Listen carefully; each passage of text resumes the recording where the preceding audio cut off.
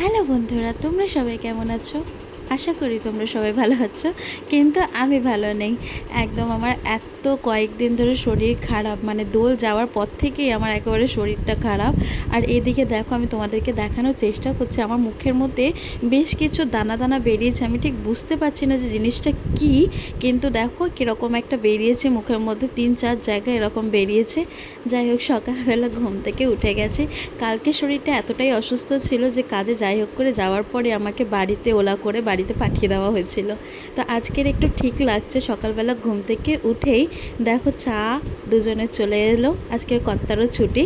আর এদিকে দেখো রান্নার রেডি করছি। আজকে চিকেন আর মাছ দুটোই রান্না হবে, কারণ শরীরটা খারাপ যেহেতু, সেই জন্য খুব একটা রান্না করতে পারছি না বলে একটু স্টক করে রাখছি, যাতে কিছু না কিছু থাকে। আর এদিকে দেখো, আমার রান্না সহজ করার জন্য একটা জিনিস এখানটা হলো পিন্ডারা রয়েছে। পিন্ডারা, একটা জাদুর পিন্ডারা। এটা মানে যারা যারা আমার মতো করো তারা কিন্তু হচ্ছে কি যে আমাকে কমেন্ট করে জানিও, জানো তো। আমার এটা করা থাকলে রান্না করতে ভীষণ সুবিধা হয়।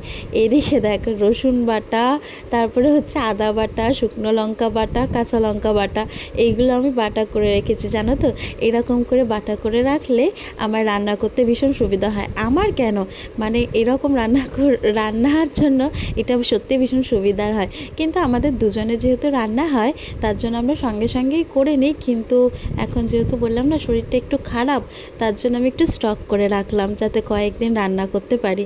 দেখো আমার শুকনো লঙ্কা বাটা, আর এদিকে রয়েছে রসুন বাটা আর আদা বাটা, কাঁচা লঙ্কা বাটা, এগুলো করে রেখেছি। এবং যতটুকু করে রেখেছি আমার মনে হয় কয়েকদিন হয়ে যাবে, কারণ আজকের এটা হচ্ছে কি যে এটা দিয়ে আমি চিকেনটা রান্না করব, তারপরে যেটুকার চিকেনটা মাছটা রান্না করব, তারপরে যেটুখানি বাঁচে সেটুখানি স্টক করে রেখে দেবো ফ্রিজের মধ্যে। তারপরে যে কটা দিন চলবে। আর জানো তো আজকে শরীরটাও খুব একটা ভালো নেই। এদিকে দেখো চিকেন রান্না করবো বলে চিকেনটা এরকম ম্যারিনেট করার জন্য একেবারে রেডি করে রেখেছে, একদম সর্ষের তেল দিয়ে, পেঁয়াজ কুচি দিয়ে, হলুদ, জিরে গুঁড়ো, লঙ্কা বাটা সমস্ত কিছু দিয়ে দেখো চিকেনটা বসিয়ে ফেলেছে। আর ওদিকে মাছ ভাজা বসিয়ে ফেলেছি। এবার হচ্ছে মাছের ঝোল করব, পটল আলু দিয়ে মাছের ঝোল। এদিকে মাছের ঝোল আমার রেডি হয়ে গেছে। তো দুপুরটা এরকমই কাটলো। বিকেলবেলা একটুখানি ভিডিও করতে যাব ভেবেছিলাম, তারপরে হচ্ছে কি যে নাও করে দিয়েছিলাম যে বেরোবো না বান্ধবীর সাথে। এই যে আমার বান্ধবীর ছেলে হচ্ছে আমাদের ক্যামেরাম্যান, কিন্তু ওকে না করে দেওয়াতে ও আবার ফোন করেছে যে সত্যি যাবে না। তার মানে ঠিক আছে চলো। তো ওষুধ খেয়ে জ্বর এসেছিলো, ওষুধটা খেয়ে জ্বরটা একটু কমলো। তারপরে ভিডিও করতে আমরা চলে গেলাম খেয়াদার দিকে। এই খেয়াদার জায়গাটা আমার ভীষণ পছন্দের জায়গা। তো এখানে চলে এসেছি হচ্ছে আমরা সোজা ভিডিও করব বলে।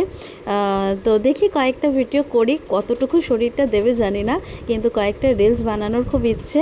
তো এই জায়গাটা একটু ফাঁকাই থাকে, তো মানে ফাঁকা থাকে, একটু গ্রামগঞ্জের মতো।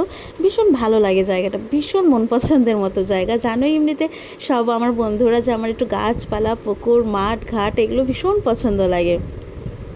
তো এই জায়গাটা আমরা ভিডিও বানাচ্ছিলাম। আর ওই মাসিটা যে হচ্ছে কি যে এই মাসিটা হচ্ছে কি যে গরু নিয়ে আর কি, এনারই গরু। তো ওই মাসিটা আমাদের সাথে অনেকক্ষণ গল্প করছিলো, জানো তো। আর এদিকে দেখো আমি হচ্ছে কি যে ভয় পেয়ে গেছি, গরুগুলো পিছন আসছিলো বলে ভয় পেয়ে গেছে। মাসিকে বলছি তাড়াতাড়ি নিয়ে যাও। তো এদিকে ভিডিও করে চলে এলাম হচ্ছে বাড়িতে। এবার বাড়িতে আসার পরে কর্তা নিয়ে এলো মোমো। ভিডিওটা ভালো লাগলে লাইক করো।